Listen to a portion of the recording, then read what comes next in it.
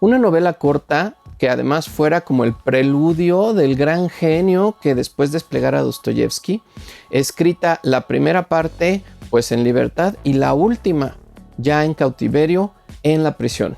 Se trata de Nietoshka Nesvanova. Disculpen mi ruso, pero no es muy bueno.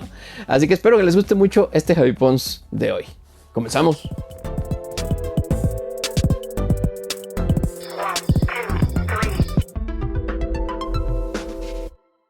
Hola amigas y amigos del canal. Pues nada, miren, primero que nada verán que otra vez traigo mis lentes y ahora traen surcido invisible. Hay quien lo logre ver, pues me dicen en los comentarios. Los pobres sufrieron, ¿verdad? Un accidente y de aquí a que me mande a hacer otros va a pasar un rato. Y los traigo porque los de contacto no me ayudan para leer y hoy quiero leerles algunas cosas. Entonces, por eso verán tanta cosa. Bueno, también aquí atrás, pues algunos poquitos, ¿verdad? Porque bueno, mi colección, la verdad, de Dostoyevsky ya paró con esta maravilla que está por acá, que es las obras completas de Aguilar, pues traducidas por el señor maravilloso Don Cansino Sassens. Y pues por eso no verán tanto más, ¿no? Estuve juntando los Bruguera, tengo ahí, por ahorita vamos a ver una que con la que hice la comparativa un poco de la traducción. Pero bueno, pues creo que vamos ahora a irnos por Tolstoy. Y hablando de clásicos, hay una lista larga, ¿verdad? Larga, que se tiene que completar en varias ediciones. Y bueno, pues por eso es que desde cuando que quiero ya hacer esto, estuve leyendo una de las obras de Dostoyevsky para hacer este video. Después voy a compartir otras, pero esta en particular me parece bien divertida. Me parece que es un muy buen lugar de inicio para leer a Dostoyevsky si tú crees que es un autor así. No, es que es de estos consagrados y yo necesito así, no sé, a lo mejor muchos años de estudio para poder leer algo así porque es muy clásico. No, nada que ver, nada que ver. Es novela de la más novelosa que ustedes se puedan imaginar, y en particular esta que se llama Nietoshka Nesvanova. Es una novela pequeña, corta, digamos, pues en comparación con otras cosas como Crimen y Castigo, por ejemplo, ¿no? En donde vamos a ver a un Dostoyevsky, pues yo creo que ahí hay muchas lecturas y voy a hacerlas al final. Pero bueno, primero les quiero contar de dónde viene la lectura que hice. Dos ediciones, ¿no? Son las dos que realmente me interesó conseguir. Hay seguramente otras. En Bruguera no encontré. Díganme por ahí si Bruguera la tiene, porque me encantaría pues conocer esa traducción. No sé si es de nuestro queridísimo señor Cansino Sassens o es de alguien más. Sin embargo, bueno, la primera, que es que vean qué bonito. Es un libro muy bonito, es una edición muy linda. Ay, bueno, tiene hasta guardas, miren, con aquí un espacio para que le ponga uno su propio ex libris. Estos están hechos en Madrid. Este es creo que el 80 y ahorita les digo, en el 99. Están hechos en España y es Club Internacional del Libro. De estos van a encontrar muchos volúmenes. Son muy bonitos, son pasta dura, dura, porque además, o sea, los abre uno y miren, apenas abre bien ahí. Sí vienen cosidos, entonces lo pueden forzar un poquito, pero el papel es muy grueso. Entonces cuando lo está uno leyendo, como que siento que no va a resistir el uso rudo, y a mí me gusta cuidar los libros, como bien saben. Pero bueno, por ahí se verán, no sé si lo ven, las costuras. Es una edición un poquito difícil de leer en cuanto al papel, porque sí es muy grueso. O sea, yo les diría va rumbo a los 200 gramos, esto está muy grueso. Pero pues el tamaño del libro es bueno, y esta traducción en particular trae un prólogo del traductor que se llama Justo García Melero. A quien no conocí con esta traducción de Dostoyevsky, y en donde ahorita vamos a platicar un poquito las diferencias con esta otra obra, esta otra versión, que es pues la de Aguilar, grandes clásicos, pero este es el obras completas de Dostoyevsky.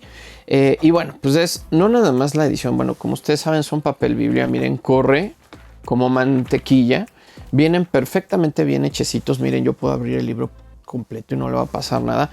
Claro, hay que tener cuidado con estos que no son de piel. Este es queratol, porque se hace duro acá. Con los años todavía se va endureciendo más. Es una especie como de, yo les diría, es como una especie de recubrimiento plástico lo que tiene esto en un cartón. Si no lo cuida uno, se empieza a quebrar, y si lo abre demasiado se empieza a doblar el lomo. Y bueno, pues aunque todavía sirve el libro, pues la edición original pues empieza a sufrir en el encuadernado. Entonces lo de siempre pues tratar de abrirlo así, ¿no? En V, ¿no? Bueno, pues esta edición, fíjense ustedes, es del año de 1991, pero es una reimpresión de 1943. Acuérdense que Aguilar estuvo vivo en el mundo como lo que es este gran proyecto de don Manuel Aguilar hasta finales, por ahí de mediados de los 2000 todavía hubo cosas como los crisolines y así, ¿no? Y bueno, este es del 91, pero originalmente todo el trabajo de traducción y de edición se hizo en los 40. Bueno, ¿por qué es importante para mí decirles esto? Porque esta edición de Dostoyevsky, bueno, primero que nada, ya luego vamos a hacer un completo programa de don Rafael Cansinos Assens, que es un hito, se convirtió en un hito, en una figurona enorme que nos trajo al español obras impactantes como todo Dostoyevsky, como Las Mil y Una Noches, o sea, cosas como por ejemplo Balzac, que vienen directo del francés. El señor era políglota, trabajaba de una manera ansiosa, ¿no? con los libros y los autores, y trataba siempre de ser muy fiel al tono original de quien escribía, ¿no? Que ustedes saben, eso es muy importante porque pues si no sabemos el idioma original, pues nos pueden endulzar el oído o nos lo pueden amargar nada más con una mala traducción, con una traducción que trate como de anteponer al traductor y pues opacar un poco al artista, al escritor o escritora, ¿no? Y bueno, don Cansinos Assens hacía eso, o sea, se esforzaba mucho en comparar, imagínense, nada más para estas obras de Dostoyevsky. Él comparó, o sea, dicen cuenta, ¿no? Que tenía ahí en su estudio la versión en alemán, la versión en francés, la versión en inglés y la versión original en ruso en más de una pues publicación, o sea, con más de un tipo de publicación. Porque como ustedes saben, no solamente es que hay una modulación por los editores, sino que en Rusia, en esos entonces, hubo pues censura muy fuerte de la obra de Dostoyevsky porque se le acusó de traidor. Básicamente lo mandaron a morir, se salvó de morir, ¿no? Del fusilamiento, y pues lo condenaron a 4 años en una cárcel en donde, bueno, pues ahí le cambió la vida por completo, le cambió la personalidad y bueno, Dostoyevsky siguió con su obra literaria, pero es una obra diferente de la que sucede antes de que lo encarcelen. Bueno, esto es muy importante porque hablar de alguien como Dostoyevsky pues es querer entender ese mundo, ¿no? Y esa manera en la que vive la obra.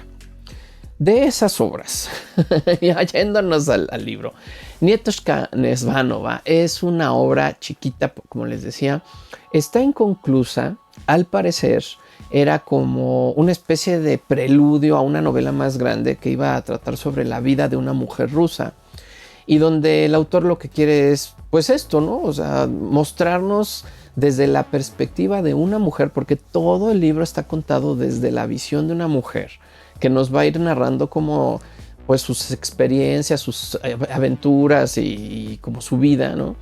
Pues, ¿cómo es que se vive esta Rusia en donde pues abunda la pobreza y donde hay un fuerte desequilibrio, como en todo el mundo lo hay siempre, o sea, entre la gente rica y la gente pobre, ¿no? Y entonces cómo esta muchacha va a crecer en una familia muy pobre, muy pobre, pero muy cerca de la gente rica y además todo el tiempo iluminada su vida por estas aspiraciones artísticas de gran nivel. Por ahí va la obra, ahorita la comento tantito más. Pero bueno, acá Cansinos Assens hace un trabajo excepcional. Sí les puedo decir que en comparación con la otra traducción es superior en cuanto a, y lo explica muy bien aquí él, en cuanto a querer tener un acercamiento a ese Dostoyevsky previo al encarcelamiento. Entonces fíjense, esta novela la empieza a escribir en 1846. Para 1849 pues ya están publicados esos primeros capítulos en esta revista que son los Anales Literarios en tomo 1 y 2. Y desafortunadamente, fíjense, esto es en enero-febrero. Y desafortunadamente para abril, el 23 de abril, van y pescan al autor y lo enjuician. Bueno, lo meten preso, ¿no? Empiezan un proceso contra él por traición. Y pues es hasta después de esto, por ahí de mayo, que de manera anónima sale a la luz pues la publicación de los últimos capítulos de la novela, ya en el tomo número 5 de estos anales que les cuento. Eso es importante porque salió anónimo, ya no salió firmado por él, porque pues al parecer Dostoyevsky la termina esta novela de escribir en la cárcel. Y además no la termina, o sea, uno cuando concluye la obra se va a encontrar con este efecto que por lo menos los que somos otakus, ¿verdad? Ya estamos muy acostumbrados a que si tenemos pues una historia, sobre todo una novela corta o un cuento japonés, pues nos lo van a cortar en algún momento y nos vamos a quedar como con la duda de qué sucedió después. Es mucho eso lo que sucede con esta novela. Sin embargo, es una novela bien rica, son muchos años de esta muchacha la que nos narra Dostoyevsky y es muy divertida. Bueno, ¿de qué trata? Sí, básicamente ¿de qué trata? Y miren, pues les quiero leer, ¿verdad? ¿Quién soy yo para contarles? Porque yo sé que estos libros luego no todo el mundo los podemos tener fácil. Les digo porque a mí me ha costado trabajo tener mi colección de Aguilar. Les voy a contar, y yo sé que varios de ustedes ponen a funcionar el video para lavar los trastes, entonces lavemos los trastes o hagamos el quehacer con de qué trata Nietochka Nesvanova desde el mismísimo don Rafael Cancino Sassens. Y dice, es el prólogo por cierto, dice, si en las noches blancas aparece ya Dostoyevsky dominando la técnica de la novela breve, en Nietochka Nesvanova empieza ya a tantear la técnica de la novela larga, de la que un día será maestro.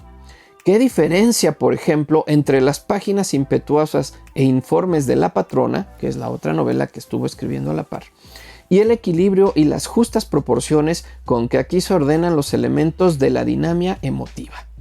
Y, sin embargo, el drama que aquel se nos cuenta no es más terrible que el otro, y aún tiene más clamoroso volumen. Es la tragedia de tres criaturas confinadas en una misma covacha del destino, en esa guarida romántica, cubil de tantos horrores.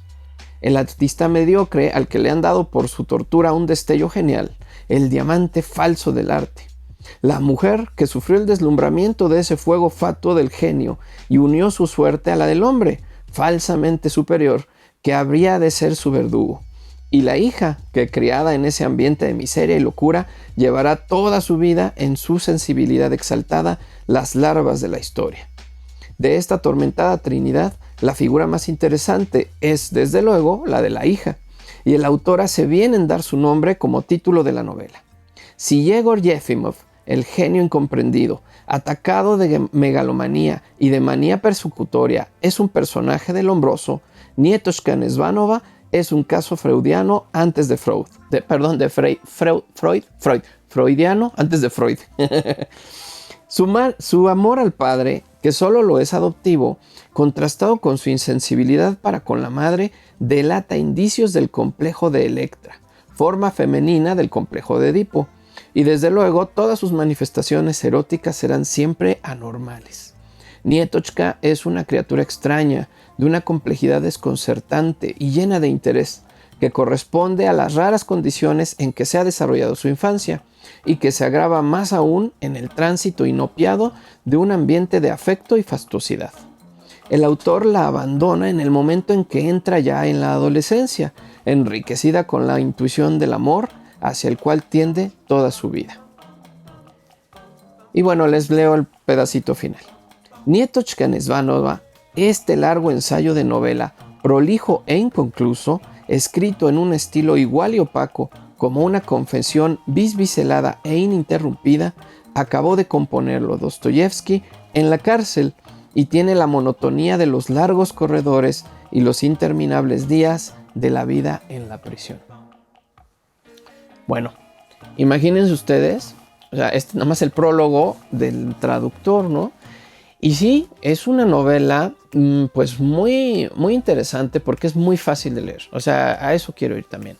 Es una novela bien sencillita, bien romanticona. De hecho, para mi gusto, exuda mieles a veces. Y a veces no saben el terror el horror, la miseria y la desesperación de la novela.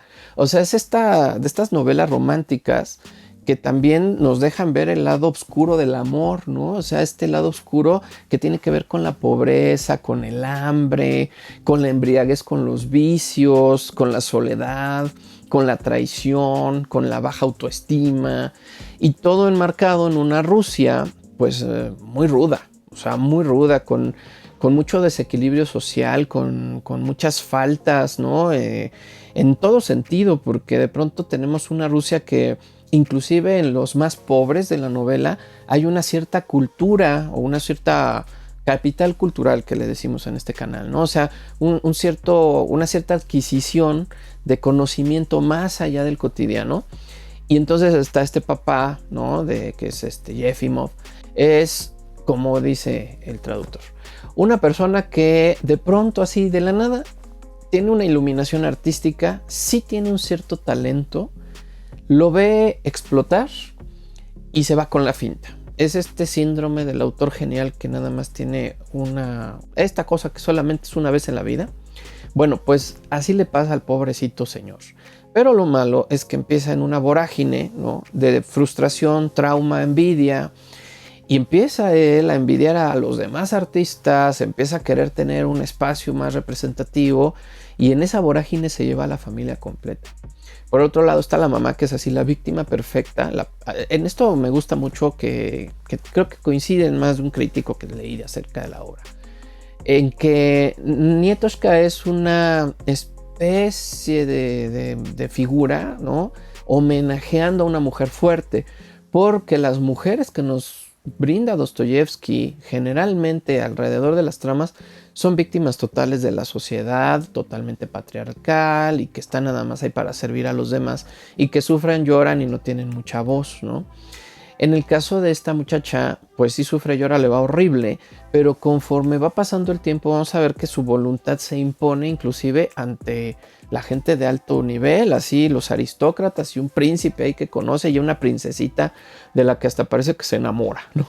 Entonces es muy interesante porque bueno, esa primera parte, hagan de cuenta que para mí va contada en 3 partes, ¿no? De la historia de esta muchacha. La primera es toda esa infancia terrible, donde pues la pobreza sí es absoluta, la violencia, el dolor y todo lo que le pasa, donde tiene que ver la música y el violín en particular del papá, pues como en el centro de este pues discurso, ¿no? Luego una parte intermedia muy interesante, donde a ella la llevan y la rescatan, ¿no? Unos nobles muy importantes, hay un príncipe y su familia, queriendo pues como brindarle esa oportunidad que ella nunca tuvo, porque no les voy a arruinar, pero pues por alguna razón termina de ya no estar en esta primera fase de la infancia con su familia nuclear, ¿no? Y luego una tercera, donde a ella la vamos a ver en otra casa con otra familia, donde también es acogida ya hasta su adolescencia y en donde le están brindando pues como una oportunidad de desarrollarse, pero ya con cierto recelo. Es muy raro porque durante toda esa etapa que nos narra Dostoyevsky, esta muchacha pues vive bien, pero como a la sombra, como no sé, como de un desdén permanente que hasta ella no la tiene tranquila, ¿no? Y bueno, esas son para mí las 3 como fases que tiene la novela. Muy buena, muy interesante. Se van a ir así como mantequilla con las páginas porque la manera en la que nos narra las vivencias de esta muchacha es muy vívida. Y además a mí particularmente me pareció una novela muy refrescante porque ya estamos muy acostumbrados, yo les diría, novelas o con un cierto toque medio bobalicón, ¿no? Como medio facilón, como sin mucha forma, pero poca sustancia interna, poco fondo. Y con cosas como muy inverosímiles que de pronto se tornan como, ay, híjole, bien importantes, ¿no? No sé. Y de pronto también tenemos estas otras novelas más conceptuales, mucho más contemporáneas, mucho más intelectuales, pero igual más sintéticas. O sea, donde siento yo que no se está narrando con tanto interés y tanto detalle lo que está viviendo y sintiendo el personaje al mismo tiempo.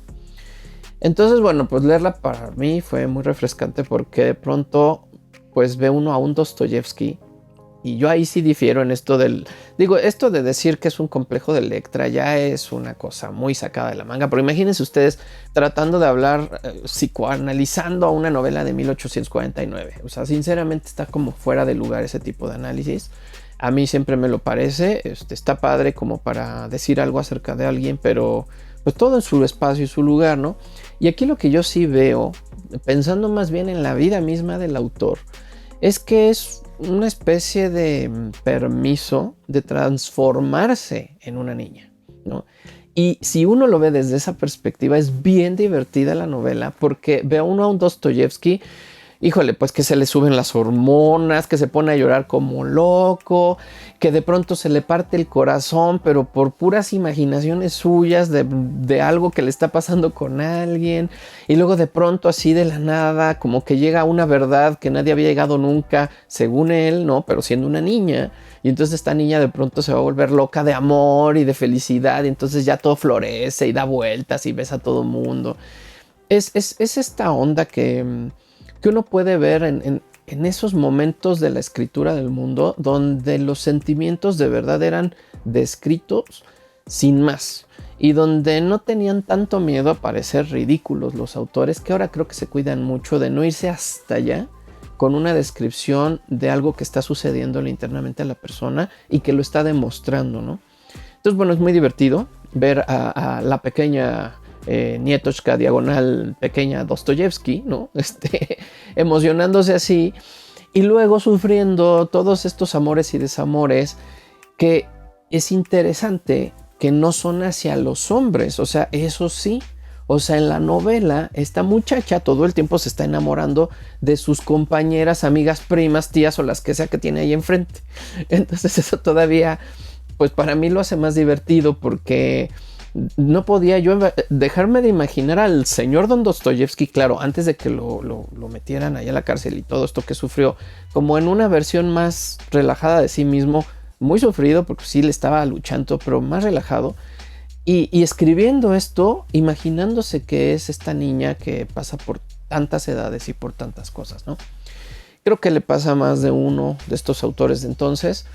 Creo que tiene mucho que ver, y eso es cierto, con que, y eso lo decía Ursula Le Guin, las mujeres escritoras o las han desaparecido o nunca las dejaron ser. Entonces también a los personajes femeninos los íbamos a ver escritos por hombres, pero en este particular ejercicio, pues el señor Dostoyevsky se puso su falda, sus chapitas y se nos puso a enamorarse como un loco, y eso me parece bien divertido, bien bonito. Más allá de hablar de complejos de no sé qué cosa, no, es una novela muy, muy entretenida. Les voy a ser sincero, sí llega un momento en el que uno espera ya así como, híjole, ver la verdad de la vida de esta persona, de esta chava que está a punto de, pues no sé, siente uno que está a punto de apoderarse del mundo y pum, se acaba la novela. Y pues ya no la continúa en ningún lugar. Entonces, esa parte también creo que me dejó a mí todavía más emocionado, porque me hizo recordar la sensación de una historia japonesa, ¿no? De una narrativa japonesa, y pues a mí me gusta mucho eso. Entonces, muy recomendable. Y finalmente, pues para cerrar, les quiero leer algo bien interesante que nos dice don Cancino Sassens por aquello del Dostoyevsky, ¿no? De qué onda con el nombre, si se escribe de tal forma o si se escribe de tal otra, ¿no? Y fíjense, dice: las traducciones de Dostoyevsky que hasta ahora existen en castellano han sido hechas del francés o del inglés, y esa circunstancia explica las grafías disparatadas que a veces nos dan de los nombres rusos, empezando por el del propio autor. El apellido Dostoyevsky, que no presenta nada de particularmente difícil, aparece transcrito de manera anárquica, siempre distinta en las respectivas ediciones de sus obras. Y entonces él pone varias maneras, ¿no? Dice Dostoyevsky, Dostoyevsky, Dostoyevsky, Dostoyevsky y hasta Dostoyevsky. El doble escollo está en la E inicial de la tercera sílaba, que unos iotizan y otros no en la escritura, o sea que le ponen Y, pero que debe iotizarse en la pronunciación, y en la I final, que para unos es latina y para otros griega, y que realmente no es ni lo uno ni lo otro, pues escrita duplicada cual debiera escribirse, representa el diptongo ruso y, que se pronuncia aproximadamente yi, o sea, Dostoyevsky. Y dice Dostoyevsky. En ese sentido, también la grafía que nosotros damos del apellido del novelista es defectuosa, pero lo hacemos a sabiendas, inclinados ante discretas razones editoriales. Dostoyevsky podría desorientar al gran público, haciéndole pensar que en otro en vez de Fyodor Dostoyevsky. Después de todo, la ortografía se apoya muchas veces en la pura costumbre, y la costumbre consagra aquí esa grafía de Dostoyevsky. Pero en todo lo demás hemos transcrito la onomástica rusa del modo más exacto posible, dentro de la parquedad de nuestros recursos fonéticos y sin apelar a los signos algebraicos de la pronunciación figurada. Bueno, pues esto es muy importante porque este autor, pues, no sé, la verdad, o sea, yo no creo nunca aprender ruso, me puedo esforzar mucho en hacerlo, pero no creo que me dé la vida, la verdad, porque hay muchas cosas en la vida que todavía tengo que aprender, y me encanta leer autores rusos, ¿no? Entonces, de pronto, pues el que alguien se haya tomado la molestia de hacer estas traducciones con tanto rigor, con tanto amor, y amor porque miren, un último parrafito que va a hablar acerca del amor de las traducciones de Don Cansino Sens. Dice, el acento es, en fin de cuentas, el signo de identidad de la palabra. En los idiomas más antiguos, el chino o el anamita, el acento es tono y tiene calidad musical. Cada palabra es una nota. Entre nosotros, el acento es simplemente un vestigio de esa música, pero persiste en él algo de enfático, de personal, que caracteriza al vocablo. El esdrújulo es lo heroico, el agudo, la vivacidad, el grave o llano, la discreción y la placidez. De ahí que no sea indiferente la colocación de los acentos. En la versión presente hemos procurado acentuar la onomástica novelesca, y así nuestros lectores podrán pronunciar los nombres rusos con toda naturalidad, sin toser, ni bajar el tono o adoptar ese aire feroz que algunos ponen para disparar sus Ivanovich o sus Petrovs, porque también hemos suprimido esas Fs innecesarias que resultan de la pronunciación exagerada de la V de los patronímicos y que dotan de un penacho erizado a esas palabras rusas. O sea, menos snuff, más disfrutable, ¿no? Yo creo que, bueno, pues si tienen oportunidad, hay varias ediciones de Dostoyevsky, pues traducido por Don Cansino Sens, sin duda, y yo ya hice mi tarea, sin duda, sí, otra cosa, algo que él nos dice en este prólogo, bueno, no es un prólogo, es un prefacio bien largo, biográfico y tal, es que como muchas de las traducciones al español las hacían del francés, entonces afrancesaban la traducción haciéndola más melosa, más así adornadona, y usaban de pronto palabras que no eran las que en ruso se usarían para describir cierta o tal circunstancia. Entonces, bueno, pues sí es cierto. Aquí, por ejemplo, vamos a encontrar una Nietoshka que, si les digo derrama miel, aquí la muchacha es miel total, ¿no? Y acá no, acá vamos a ver esos momentos rudos y esos momentos así románticos y exaltados, pues en un equilibrio bastante interesante que hace ver a una obra de alguien que trae un tono literario, ¿no? O sea, que no se anda ahí nada más como aventando a ver a qué hora le echa más, decimos en México, crema a sus tacos o no, ¿no? Entonces, bueno, si tienen oportunidad de conseguir una traducción de Don Rafael Cansino Sens, pues Aguilar tiene montonas, son libros de viejo. Por ahí en internet vi que su hijo, creo que su hijo, su sobrino, empezó a lanzar algunas de las traducciones que hizo este hombre maravilloso en nuevas ediciones. Hay que buscarlas, no son baratas, pero valen cada peso, porque de verdad estaría uno leyendo lo más acercado al autor de lo que originalmente podría ser si lo estoy leyendo en ruso. Y bueno, pues espero que les haya gustado, espero que les pique la curiosidad por entrar a este mundo de los clásicos. Pues son clásicos porque tienen mucho tiempo, porque sí, o sea, pusieron las reglas de muchas cosas que ahora se usan en literatura, pero también hay gente como, pues, quien ustedes quieran que ahorita leemos, que ha vuelto a manipular esas reglas, que las ha doblado, las ha roto y entonces han propuesto nuevas maneras de escribir. Y pues eventualmente seguro en unos 100 años también se van a volver clásicos, ¿no? No le tengan miedo a estos libros que parecen así como tan soberbios. Son libros para todos. En su momento no eran libros para el pueblo, eso es muy importante decirles. Porque sí costaba, como sigue costando, mucho trabajo editar. Y no todo mundo estaba pues alfabetizado a querer comprar o poder comprar estos libros o tener estas experiencias. Pero definitivamente pues sí nos muestra una manera en la que vivían en ese entonces en Rusia, en particular desde una perspectiva de alguien que todo el tiempo estuvo pugnando por ser una persona acomodada.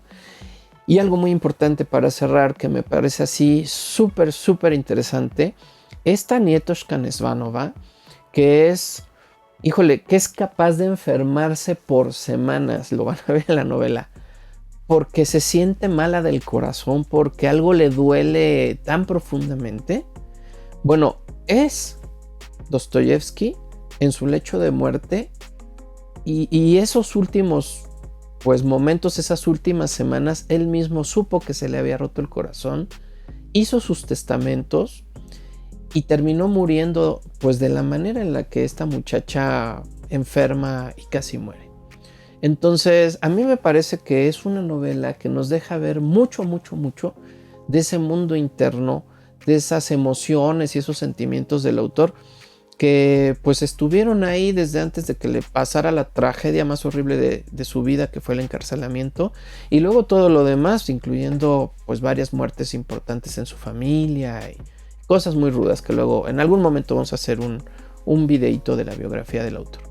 Bueno, pues eso, que esta novela para mí pues también tiene ese componente, que si ustedes revisan la muerte de Dostoyevsky, tiene tanto que ver con su manera de sentir y hasta dónde le llegaba esa emoción. Pues sin más, les agradezco mucho, espero que hayan disfrutado el video, espero que si ya terminaron de lavar los trastes se hayan puesto a barrer.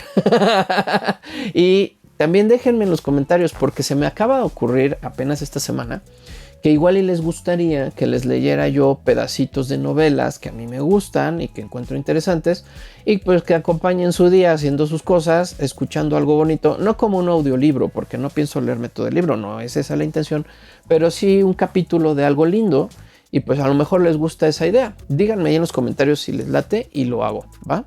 Bueno, pues un abrazo para todas y todos, que sea una excelente semana, que la pasen muy bonito, feliz domingo, hasta la próxima. Adiós.